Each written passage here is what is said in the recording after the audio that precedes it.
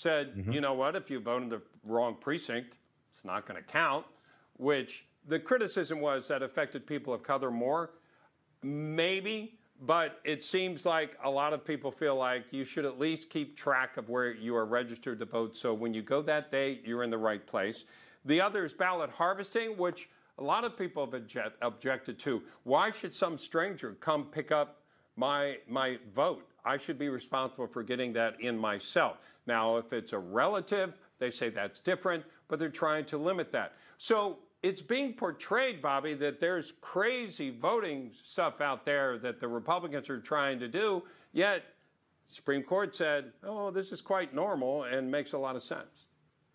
Right, and I really like that ruling for one major thing, in that it was a 6-3 vote. You know, nowadays we get kind of shaky with which way Roberts is going to go, but with 6-3, 5-4, it's exactly like you said. It's solid. It's a solid vote on common sense measures to make elections more secure. We want election integrity. That's all the Republicans are asking. And it's so insulting when you talk about, you know, minorities can't get a voter ID. Somehow it's harder for them, or to vote in the right precinct, that's somehow a challenge. It is so insulting to minorities, and yet the Democrats, that is their tool. And these, like you said, are common sense. The ballot harvesting goes both ways. You could have people harvesting up ballots in places that have Democrat strongholds, and they know, or we've seen it before where they say, hey, you know what, I'll go round up these conservative votes. We know it's likely to be conservative, and then it ends up in a dumpster. We've seen ballots trashed in the past. This works, and so this works to prevent that.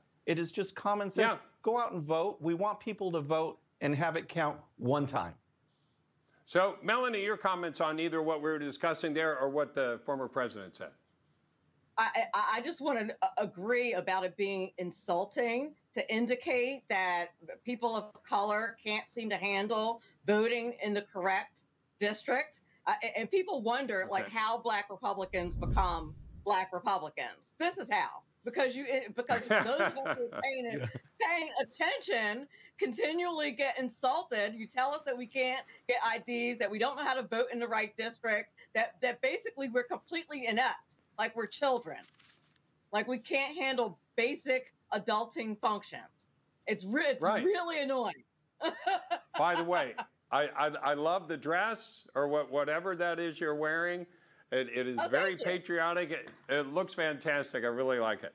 And I'm not a fashion guy. Maybe that's not a compliment because it comes from me, but it looks great to me. So, I appreciate it. You bet.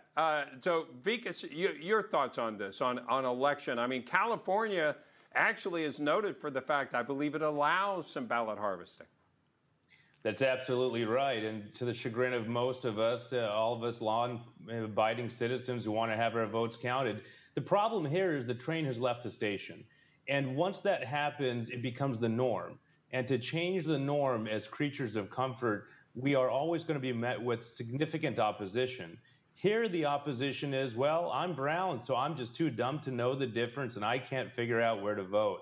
Melanie, she's African-American. Well, she's too dumb, too. Well, we're here to tell you that's not the case. That's not the reality. And, you know, Bobby's right and hit the nail on the head. This is exactly the majorative way of looking at race. Which compartment do you fit in, and are you smart enough to make the decisions? The time has come. It's going to change. It's going to be a battle. We'll continue to have opposition.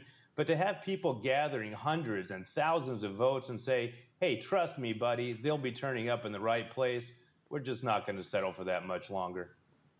Right. And again, as I understand it, California does allow people to go and pick up, and they're supposed to be obligated to turn them into the proper location. But it's like Bobby was saying, it could go on both sides. You could go pick it up and say, oh, I know how they would vote. That's not going to make it. I know how that.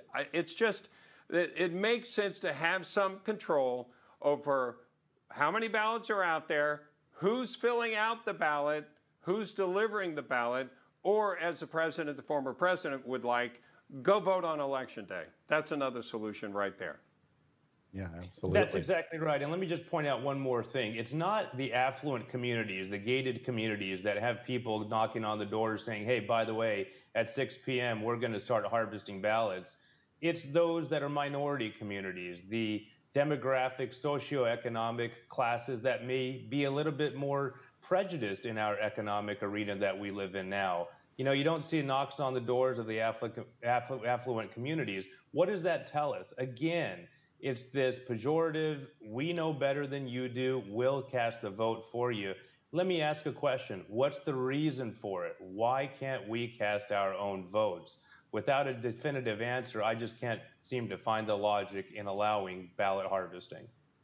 All right, panel, stand by. Coming up, we are getting more of our panel's reaction to former President Trump's rally and his speech on Saturday, what he had to say about infrastructure and inflation.